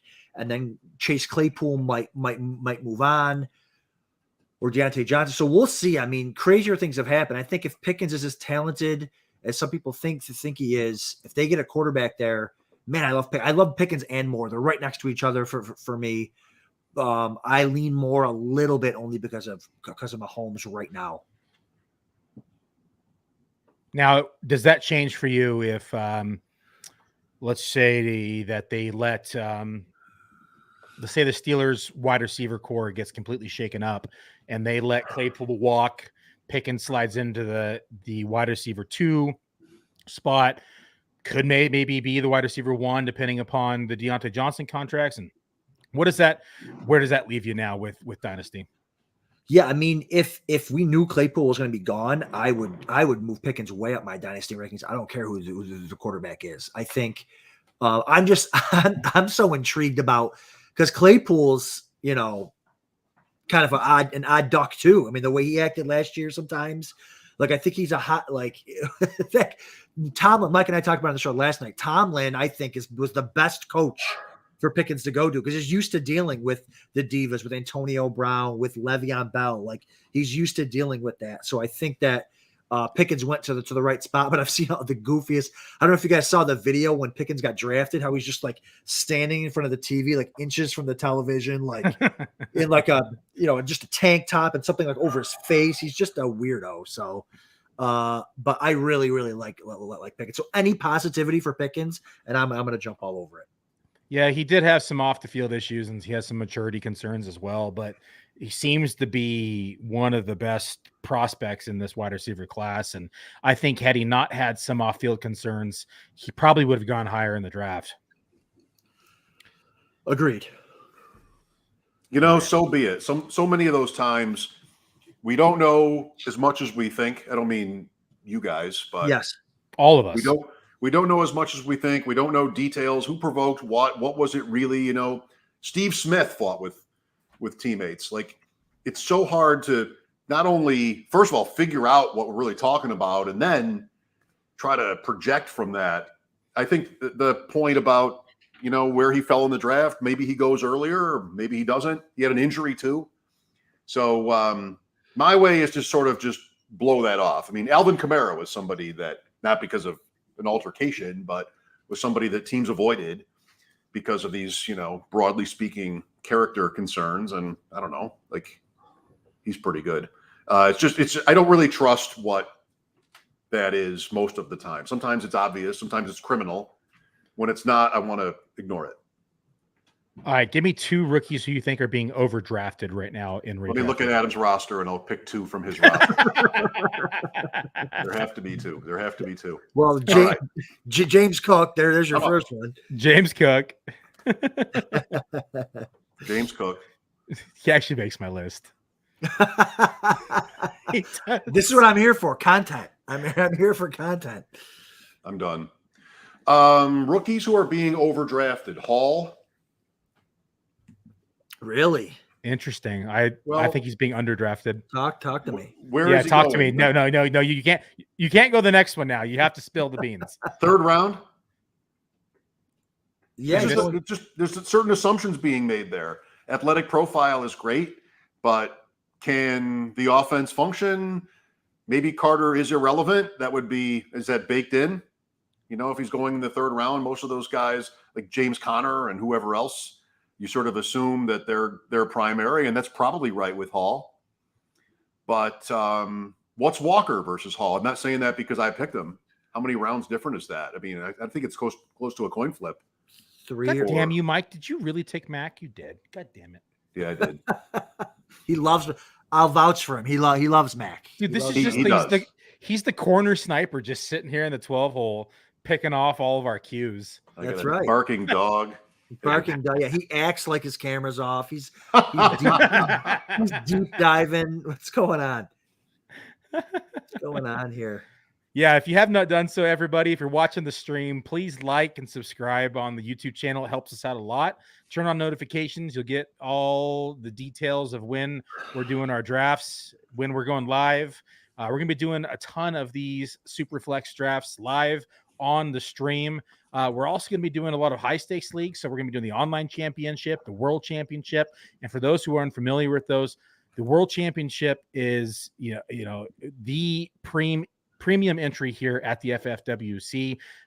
And you can win $150,000 up top. It's not finalized yet. The prizes will be finalized shortly, but the Dominator is finalized. You can always win a Dominator. So most points and best record in your league, and you can win $10,000 in your own league by winning most points and best record. There's no other site that does it. We won one last year. We just missed out on 2 other ones. One by 0.5 point, one by 1.5 points. So a lot of money to be shared here with the World Championships and some of the best players in the world playing over here. So make sure to jump in some of those drafts this summer. I want to say the site is impressive, and your dedication to it and Scott's. I mean, you guys are working really hard at this, and I'm happy to support it. Yeah, a lot of improvements, right? We did the queue is much improved now. You can the queue disappears once you click the guy's name, and you can, all the new emblems. See all the new emblems now next to the player's name. That's new as well. Yes. Yep. So a lot of new cool features coming up. I'm on the clock. They're trying to distract me again, folks. That's always right. Do it. Hey, listen, full disclosure. I don't know what I was talking about 2 rounds ago. When I look over, I had 5 seconds left on the clock. I had to jump over and take. Oh God, who did I take? I forget. Van Jefferson. Like, oh boy. I could have used Van Jefferson. No, he's mine. So I'll send you an offer. There you go. I'm happy I have him. But yeah, I should probably figure out. I should probably know this, and I'm always asking you, Billy, live on the stream. Where are the live drafts this year in Vegas? Again, I don't know the location right now. Okay. Once I have that information, I can release it. But I'll get with Scott. Is it on the site or is it not? I don't think it's on the site yet. No, okay. But it's but I'm not sure if it's finalized. I it's above my pay grade. I have no idea. Fine. No worries. But once I get that information, I'll definitely be sharing it because I'm going to be live in Vegas. I'm going to be drafting live. There's a lot of exciting stuff happening this year, so I want to make sure to be partaking in it live at the scene. I feel like it might be below your pay grade. Yeah, actually, you sound humble about it, but I'm not sure. Definitely above the pay grade. I'm just a high stakes junkie. I'm just here for the ride along. All right, I'm on the clock again. Billy's come up here. I want to talk about the fact that I screwed up all the way back in the first round. So I was torn between Kyler Murray and Lamar Jackson. I'm like, what stack do I think I can probably get the easiest? And I'm like, you know what? I think I'm going to go with Lamar this time and see if I can get that Ravens receiving core for cheap. And I ended up with all of the Cardinals. So I should have probably gone with Kyler Murray for sure. I'm going to end up with Hopkins and Rondale Moore and Zach Ertz. So I still like those guys. It's still, kind of a stack here, but I wish I had Kyler Murray. Yeah. So is that, when you say that, do you feel like I'm just asking, what you should have done is plot out what you think the next few rounds will look like? And am I better off? Am I more likely to land on Baltimore versus Arizona, or is that just not worth the trouble? I think that's what you kind of have to do. And I guess I forfeited that when I passed on Andrews in the third, but I didn't really want to go tight end high. But, it's hard when you're, it's a super flex. So it's, not super comfortable yet with the room, right? Like, I don't know where I can get guys. This is my first one of these. I'll get 5, 6, 7 in, and then okay, I know what rounds I can kind of get these guys. So it was kind of just the bad luck of the draw. But I mean, I like the Cardinals probably stack better because I think Lamar's value is really highly in his legs, especially this year with them trading Brown away to the Cardinals. So yeah, we'll see. You're up. Oh, I'm up. Thank you. 10. Jeez Louise. We should let him time out, and then we should have talked crap about his pick. He would. Yeah, I didn't want to see that. Oh, Bills. I got the Bills stack too. I got Gabe Davis. Who else do I have? Stephon Diggs. Cook and Shakir. Oh my gosh. Let's go. Billy, how much do you care about the schedule? The schedule's coming out. I'm like so fired up. Does it? So I have a rule of thumb, like before the schedule is released, I just build teams. Like if I can build correlation, I will, but I'm not going to go like out of my way or drop a tier for a stack. Right. But once the schedule comes out, I'm very mindful about how I build a team. Like right now, I'm just kind of going with kind of best player available or who I like at the time or what fits my team. But once that schedule's out, I'm looking at week 17 correlations. I'm looking at mini game stacks. I'm looking at team stacks. I take it to a whole nother level. So right now I'm just kind of enjoying the draft and not worrying about my correlations or stacks too much, quite frankly. I like that. It's kind of like hitting a 20 leg parlay, but good luck for me. Hey, well, the big thing is the bye weeks. Exactly. If I've got I got the Cardinals and Bills stack. If they have the same bye week, I'm dead. I'm dead. Yeah, I have this, Minnesota, Green Bay, Chicago thing kind of going on, Detroit. So it's kind of all conference looks like it's going on, but there's no real great stack on my team right now, quite frankly. Just hasn't fallen that way. I felt like I was going to reach for Lazard, and then he went like 4 or 5 picks later, and then I took Claypool instead, and there was a couple other scenarios where it happened.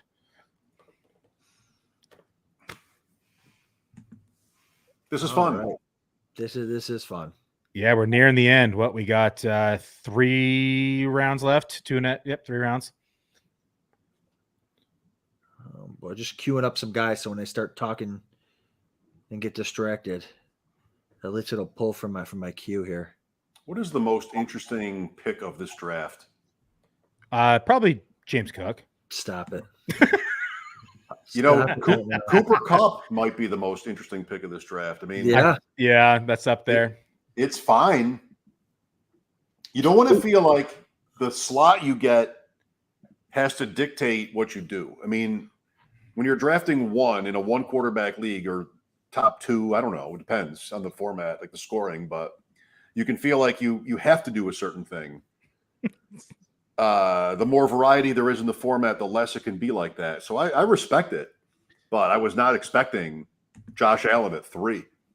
I know. We haven't even talked about how awful that is. Like, come on. We're on the guy's show. We're on the guy's show, and he gets Josh Allen SuperFlex to 3. 3.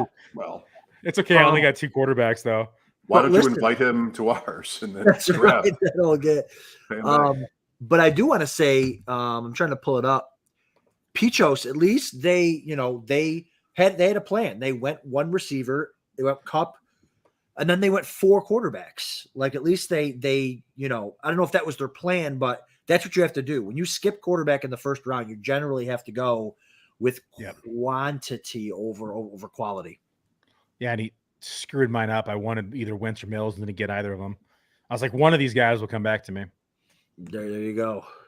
So I'm actually running 2 quarterbacks in this draft. I'm not alone though. There's There's one That's other right. team. Yeah. Right in front of you, there's one, and then another at 6. And I mean, I look at a couple of these rosters, and there's debatably only one on the team, right? I don't like the Mariota, Darnold, Mayfield as their 2, 3, 4, but that's why he has 4. I understand it. Yep. Scott Lawrence says 4 quarterbacks make no sense. It's super flex, not 2 QB. I went Pickett because it's the first round. I mean, he was picked in the first round, but he was also picked 20th. And that might test the idea that you are supposed to play your quarterback as a rookie.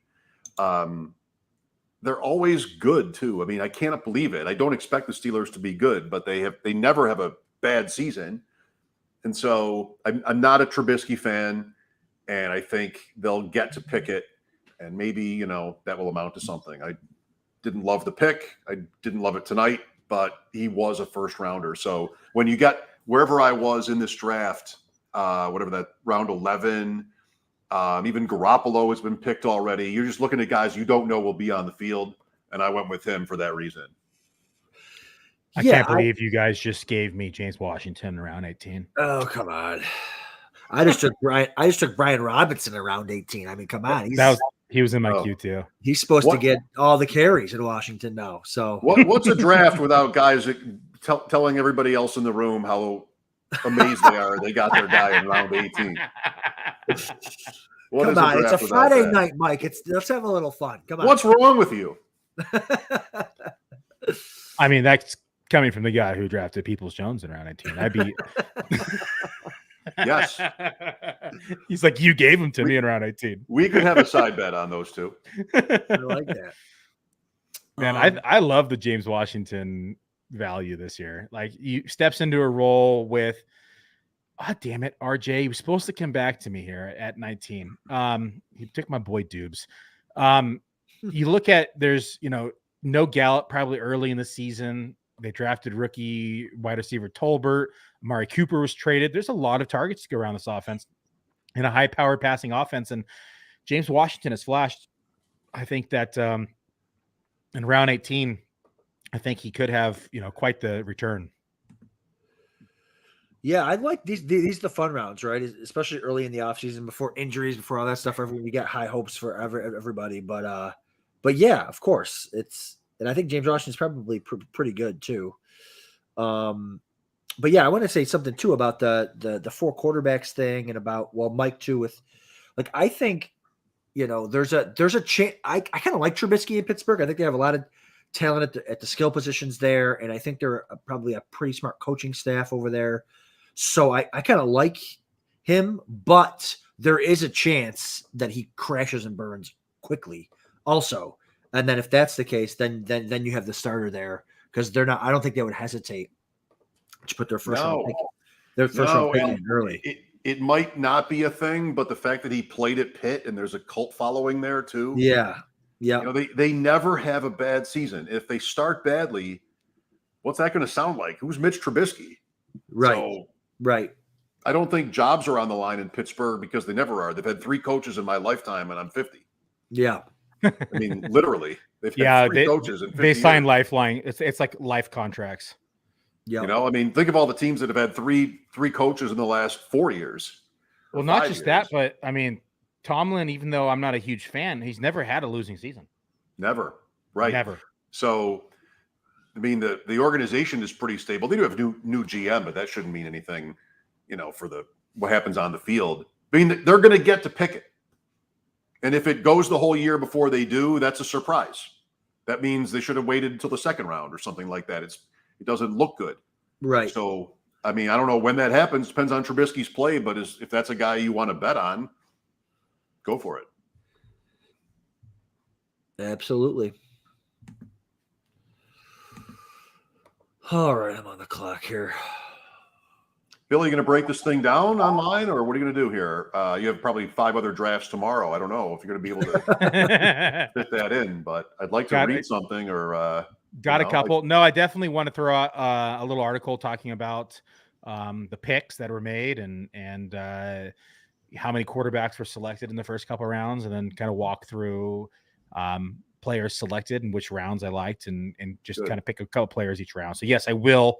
I am not the speediest writer in the world because I try to get too detailed, and I like to talk with my folks, right? I like to sit here and have a conversation with you. So when I write, I try to do the same thing on paper. I try to get too involved, right? I'm trying to be too descriptive, or I'm trying to, I find myself getting too caught up in minute details that people really don't care about. And so it's a weakness of mine when I'm writing. And I think it has honestly been a block in terms of how much I have written as a content creator and why I've chosen to podcast more than write. But I told myself, this is the year I'm just going to do it. I'm going to just get my thoughts on paper, and I'm going to, go back through and adjust afterwards. Yeah, interesting. I appreciate that sort of introspective comment about how your process works. I wrote an article for WGR550.com, Odyssey. You can find it at the Odyssey app about the draft that we did on that Monday night. And Adam was also in that draft, just how I had a bunch of guys that are on different teams or in different situations than they were at that time, like mid-March. Yeah, I loved reading that and reading about your draft and the breakdown. And I haven't decided exactly how I want to do this. If I want to kind of go round by round and talk about surprise picks, aka Cooper Kupp, or looking at different things that maybe stuck out each round, or if I want to purely look at my team, right? I haven't decided exactly how I want to do it. I feel like I should touch base. I'll definitely list each round and who was taken, and then maybe pick one player in that round and talk about them. I think is probably the best way to go about it, because you're able to at least see the selections and the picks, but it's on my radar. What do you think from like a reader standpoint? Do you like to read of the content creator's selection himself and why the choices he chose, or do you like to see just kind of an overview and their take on one round, people at a time? I mean, I like both. I think I probably would prefer the latter, where you sort of look at the whole board and find, because that might actually reveal something you wish you had done differently. Correct. Rather than, I picked Matthew Stafford, here's why, da-da-da-da-da. I mean, I think it sort of might read like a Matthew Stafford blurb that you would read anywhere. So the other way, maybe, I don't know if this is right, but maybe gives you a better perspective on draft strategy. Yeah, it kind of gives you a chance to say, hey, I made this pick, but in hindsight, I wish I would have gone with this player because he was selected in round or 5 picks later down the board. Trevor sniped me, or whatever it may have been. Right. Trevor. Yes, I'm staring at you, Trevor. Scott says he likes team builds and strategy. That's a good one too. Just go through team by team, and you could list each team or you could list the entire board and then talk about each team and what strategy / build you like. I think that's a good one. Yeah, I think especially if you're going to break down a draft that you did a show on, I think, getting your thoughts on like other people's builds or just specific picks in the draft that were kind of interesting to you, I think makes sense, because you spend an hour talking about our 3 teams, so or whatever. I mean, we've talked about other people's teams too, but I think. Yeah, and plus it's easier. It's a lot less writing, because I know you don't like to write. I don't like to write either, but I have to do some for Draft Sharks. But I'm actually finding I enjoy it a little bit more than I had previously, and I think it's also because I get to write like all high stakes now, right? It's like I'm not having to write about random crap I don't really care about that I'm just having to write about, right? Where like at least now the stuff I am writing about is pertaining to my high stakes draft, so at least it has some relation to it, to where I feel like it's just a little easier for me to get on paper now.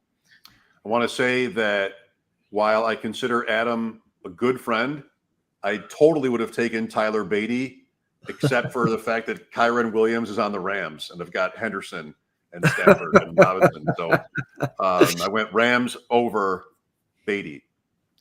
I like this idea too. We could just do like a 2,000 word write up on why James Cook was a bad selection. And the Bills took him higher than I did. All right. So I didn't want to hear it. Yeah. There's Snoop. I actually had him in my queue. Oh, I had Snoop queued up too. And I swear to God, Trevor, you're not invited back. Never. No. All right. Well, everyone in my queue is gone but one, and I don't know if I'm going to change it. So I got 40 seconds to decide, though. I got 40s. I have 3 guys left in mine, but there's no more rounds. Yeah.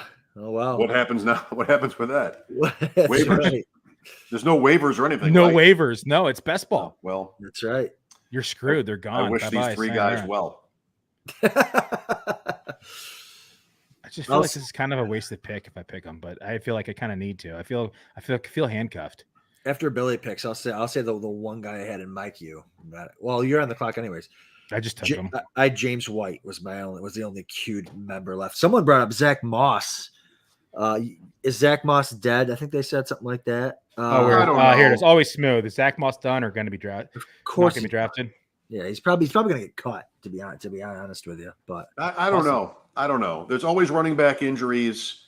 He's cheap. They won't dress for on game days, but I'm not sure. Brandon Bean was just talking about how he had a bad start to last year. He was hurt, so I don't know. But I want to wish Auden Tate well.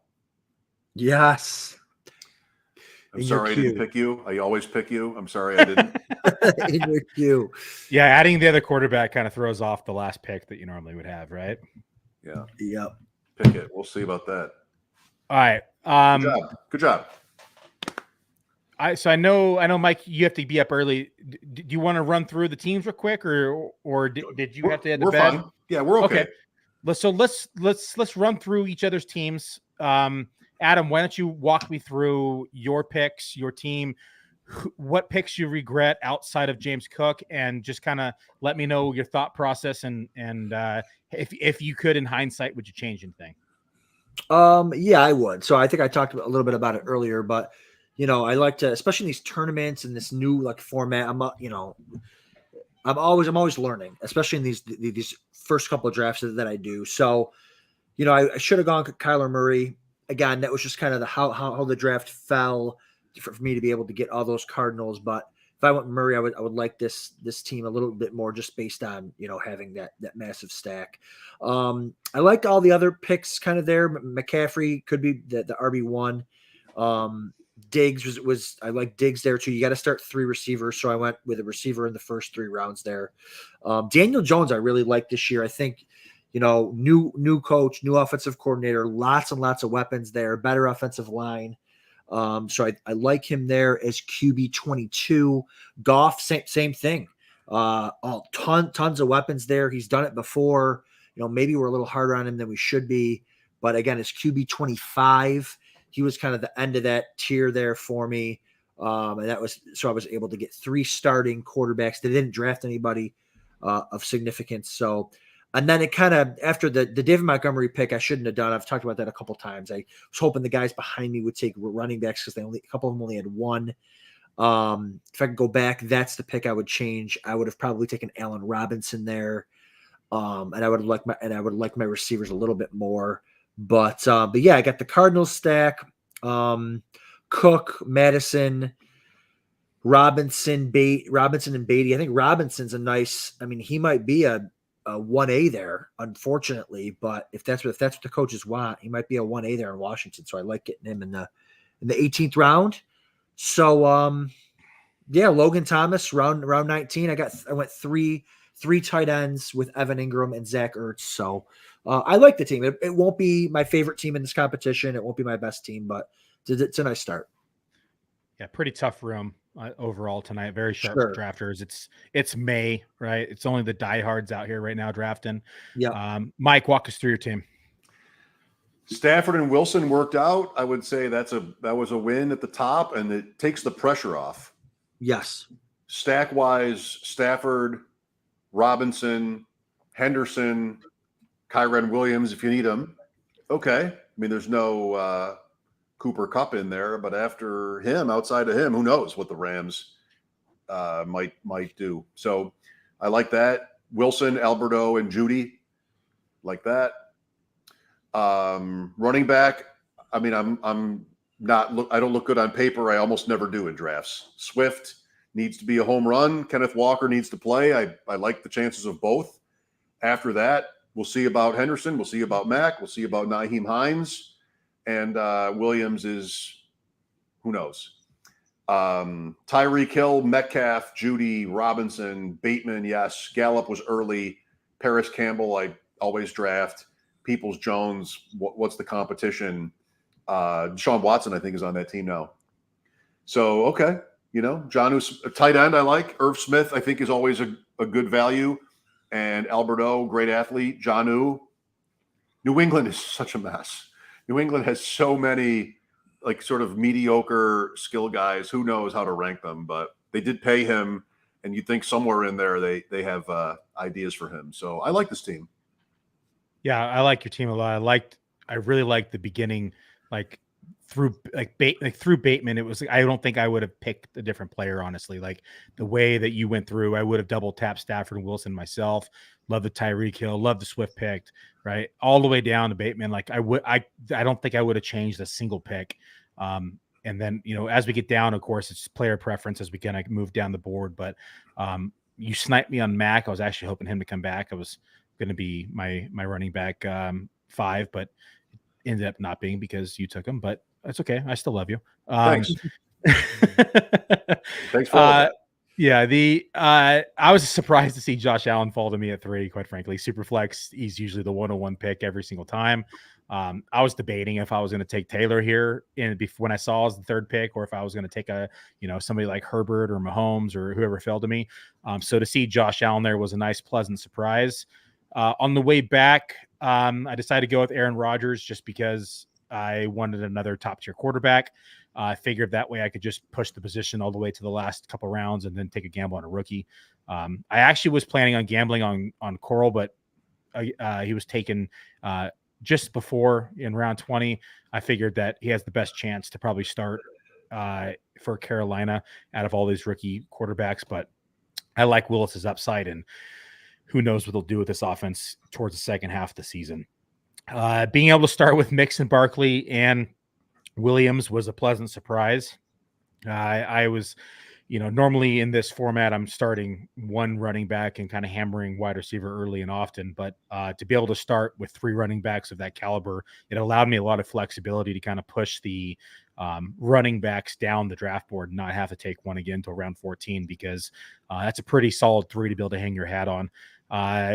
Got Mike Williams there, and then my boy Mooney, who I don't care. I'll take him every time I see him. Tyler Lockett, again, best ball target for me. I started looking at my team and realizing I had no stacks going on. So I said, I got to start looking at least correlation, where I added Thielen, to go with Chicago, to go with Aaron Rodgers, and to kind of build upon those mini game stacks that'll have player stacks. And then from there, just kind of went athleticism with Tony and Claypool. I was actually pleasantly surprised. This is like the only stack I have on this team. I was pleasantly surprised to see Knox fall to me in round 12. I have him ahead of Komet. I have him ahead of Ertz. I have him ahead of Albert OK. So there was a lot of tight ends that went ahead of him in my rankings that I have behind Knox. So to be able to stack them was a no-brainer for me at 12. I had no anticipation or no desire to kind of take tight end this early in this format, but be able to stack as well as get somebody who I believed was a tier above a lot of the tight ends already selected. I just decided to go that route. So one of those things that we talked about in the beginning of the draft was kind of adjusting on the fly.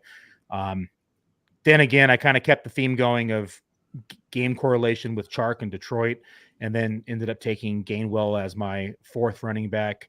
Fant was just a skill position again with I like the talent and don't really care about the landing spot. Mechie, the same thing. And then this is the one I really want to talk about for a couple of minutes before we finish the show was Damian Williams. So everyone is talking about Algier, and everybody is talking about Magic Cord and what he did last year. But I had been thinking this entire offseason, what happens if they move Cordell Patterson back out wide where he was traditionally a wide receiver, and they run the ball more with Williams. They use Algier. They just cut Mike Davis. There's a lot of carries to be had here. There's a lot of targets to be had out of this backfield. What's your guys' take on Damian Williams in Atlanta?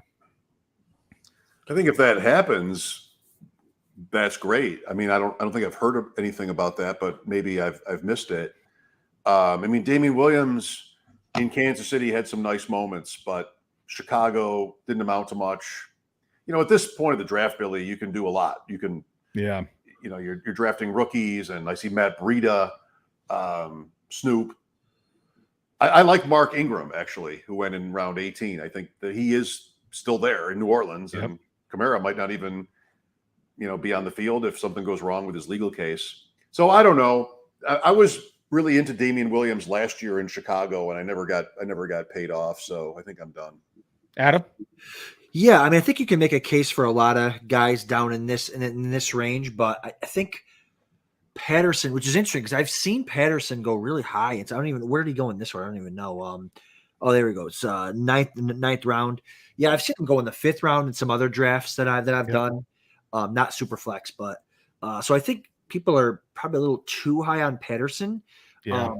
But yeah, I mean, listen, they can use them both. I mean, the Mike Davis cut is big time, but right now, yeah, Damian Williams might be their best true running back. So if something happens to Patterson, I mean, I think he had a high ankle sprain at one point last year. I mean, he's not young. Yeah. He doesn't have a lot of carries. He doesn't have a lot of toll on his body. But yeah, I mean, I definitely don't hate it. You can't hate any pick down in here, and I love being able to use my imagination, like you were saying with some of these picks. But yeah, if that's your guy, Damian Williams, sure, I could see that happening. Okay, cool, awesome. I'll take it. Finish with James Washington, rookie Seals, who has the most vacated targets. It's all tight ends, or the position at the should say in the league. So a lot of vacated targets at the tight end position here in the New York Giants. I think it's 111 off the top of my head. And then I just threw a dart for a quarterback at the last round for my 3rd quarterback. Malik. Yeah, that's what we were talking about at the beginning. I feel like that's a good principle that if you draft Allen and Rodgers, you give up a little bit. You wouldn't have picked someone else in the 1st round, but maybe in the 2nd, you give that up. You got to trust that. And so you want to skip quarterback. I think it gives you a better chance to win big money. Correct. Well, boys, thanks for joining the show. Why don't you tell all the listeners, subscribers, where to find you? Let's work our way down. Adam, go ahead and tell them where to find your all the goodness. Yeah, all the goodness. I don't know. DraftSharks.com is where I do a lot of my high stakes stuff. I'll be doing articles for them starting probably more like the summertime when more of the subscriber base comes in. But so yeah, DraftSharks.com is who I do a lot of the fantasy work for, and then also at Deep End FF1. That's where Mike and I do our high stakes, high volume podcast at Adam_Krautwurst on Twitter. And I'm always ready to draft. So feel free to invite me to whatever, and I will make time for it. I'm excited. Yes, he is. Mike, tell them where to find you. At Schopp Talk on Twitter. I host the Deep End with Adam.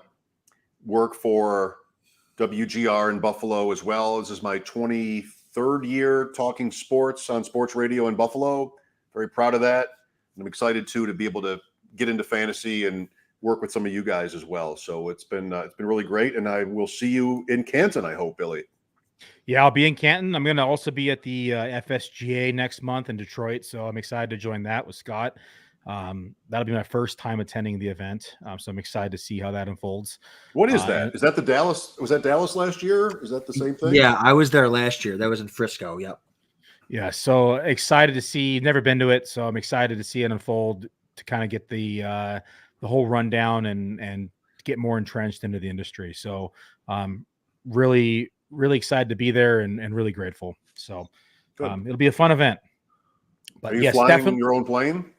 No, I'm not IFR rated yet. So I flew to the coast with the family about a month ago now. And I was, checking the weather like every day for like a week, found a good stretch of like 2 days that we could fly, head over there, no clouds. And I wake up in the morning and it says IFR recommended or VFR flight not recommended. I'm like, man, all the research I did says it's supposed to be clear, right? So I call the flight services, which is a free service that you can do as a pilot, and you call them and they'll say, oh, they'll walk you through like the monitor and what the weather is supposed to be showing in each area, and they're like VFR flight not recommended. So I go back through and I look at all my notes and I look at everything on the computer. I'm like, I'm just not seeing it. I'm going to do it. I'm going for it, right? And so I get in the plane, load the family up, load all the suitcases up, and we fly to the coast. There wasn't a fucking cloud in the sight.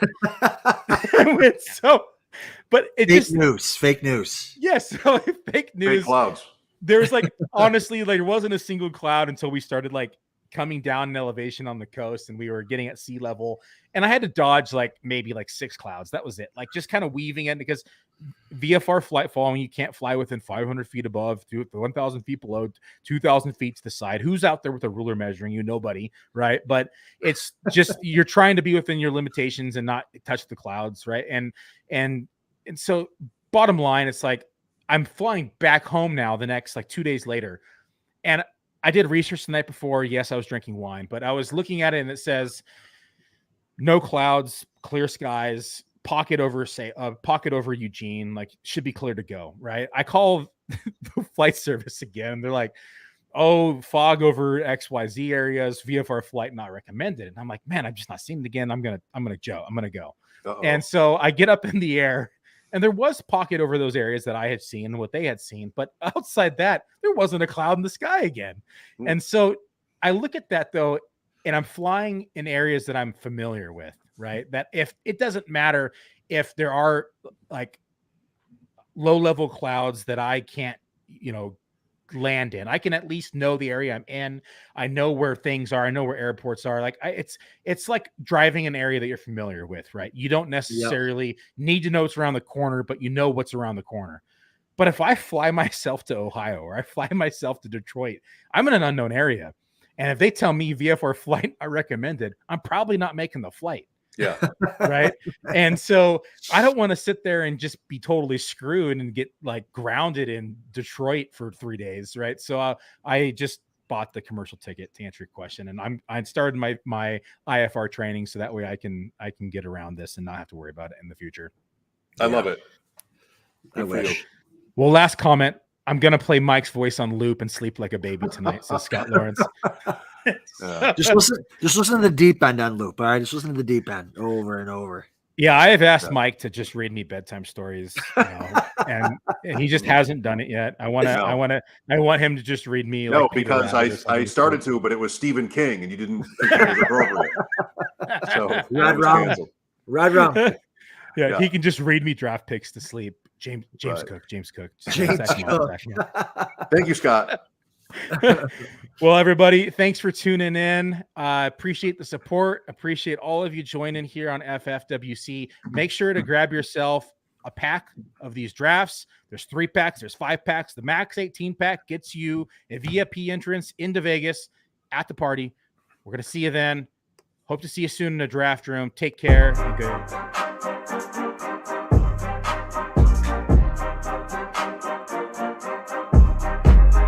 Nothing but time, use it to grind. They huff and they puff it, this bacon is mine. Stakes are all high, your stakes are so dry. I'm as rare as they come, put it all on the line. Losing very doubtful, cause I'm winning every outcome.